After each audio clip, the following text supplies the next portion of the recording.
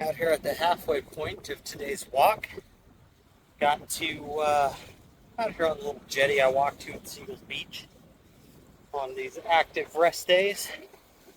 I tell you what, the weather here is so fucked up in Cape Cod, it's wild. So 2 days ago it was like 92 degrees. Now it's 70, windy. It is wild, but I tell you what, this view out here though, gotta love the way the ocean looks. And the fact that our water is actually clear here. Way better than the shitty ass SoCal beaches where you can't even see 6 inches into the water. So I guess that is a plus side of the East Coast, other than I miss the heat. I do actually kind of miss being in the desert and it being like 115, 120 degrees.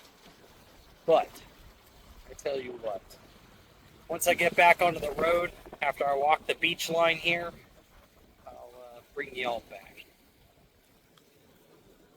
Alrighty, y'all. So, now that I'm off the beach and it's not so windy with all the trees and stuff, houses that kind of block the beach off from the main road here,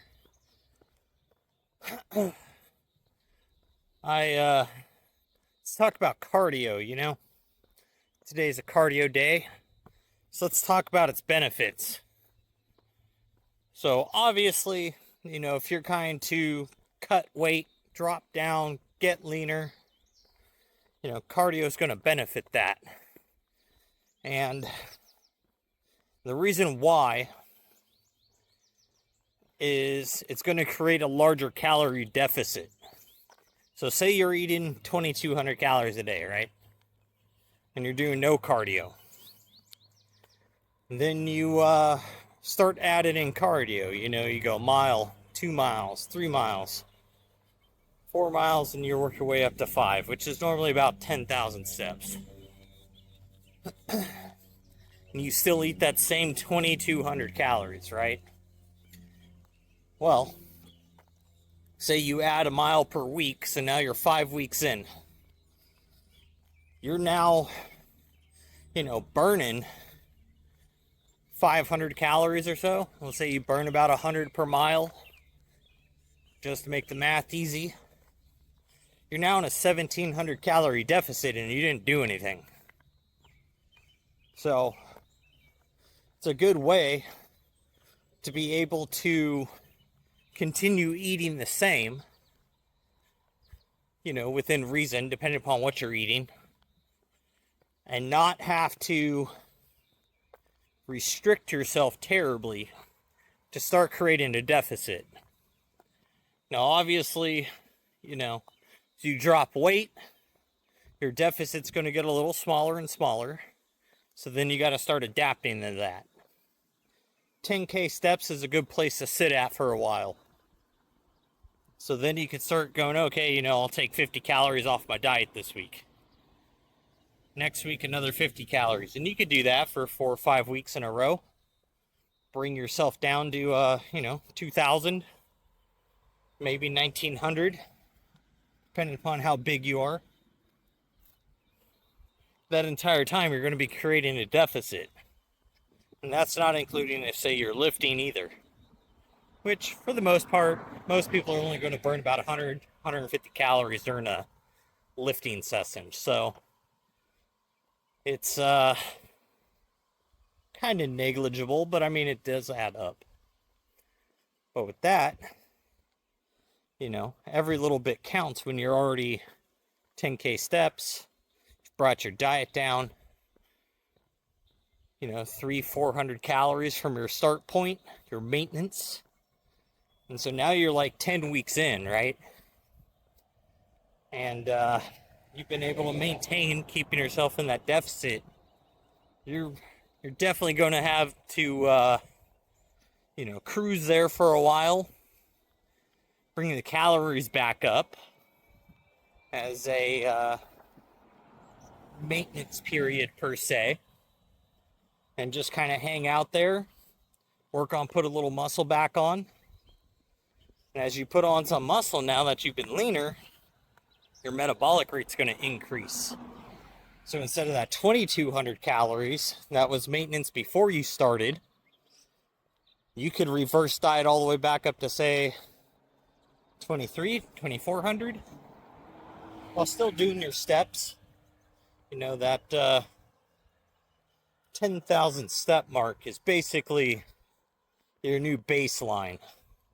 And the reasons why is that's going to help with heart health. Because as you do get bigger, put on more muscle, or you go through a bulk and you get a little chub on you, as weight increases, whether it's good or bad weight, it's still going to make your heart work a little bit harder. So you always want to make sure you're trying to keep that heart nice and healthy. Those 10K steps, that's going to keep you in a good place, because when you're bulking,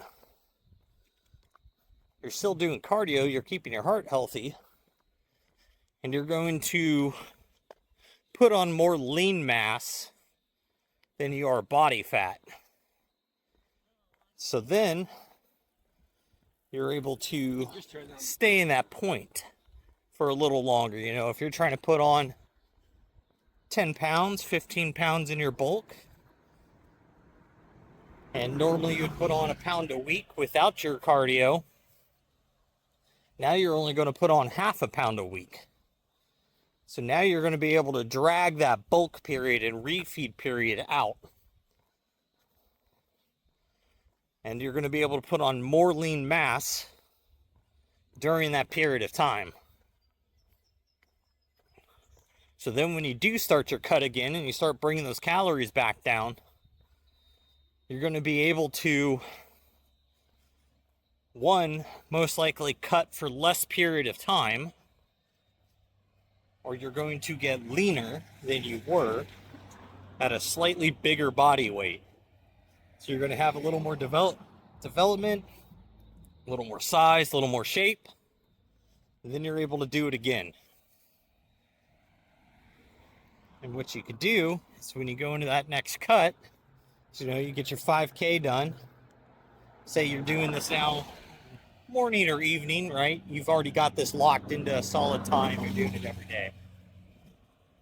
Now, in the opposite time, whether it's morning or evening, or maybe your lunchtime, you add in an extra 1,000 steps. And then you go to another 2,000 steps, and, you know, work your way up to maybe an extra 3,000 while you're cutting. So, you know, an extra 500 steps a day every week. And then you'll end up in a point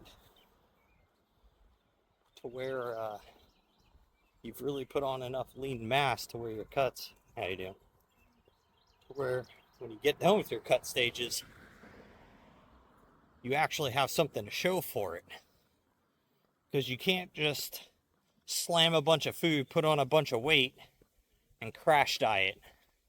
And one, expect to look good, but for two, feel healthy. You're going to feel like shit doing that. You're going to be winded all the time. Especially, you know, these bigger dudes. These dudes that are, say, 210 lean, 215 lean, and they're bulking to 260, 270. Oh man, if you ain't doing cardio, you're looking around, you're going to be walking around looking like you're dying. So, it's definitely what you want to avoid. Plus, on top of that, getting your steps in and keeping your cardio up, when you're bulking and lifting, you're going to feel a little less fatigue. You're going to have a little more stamina to your lifts, so you're actually going to be able to take advantage of getting that extra weight put on your body, because you're going to be able to lift heavier. So once you get to that point, cardio is a necessity every day. But that, guys, that's it for today's little video. So make sure you're out there working towards your goals, getting your stuff done.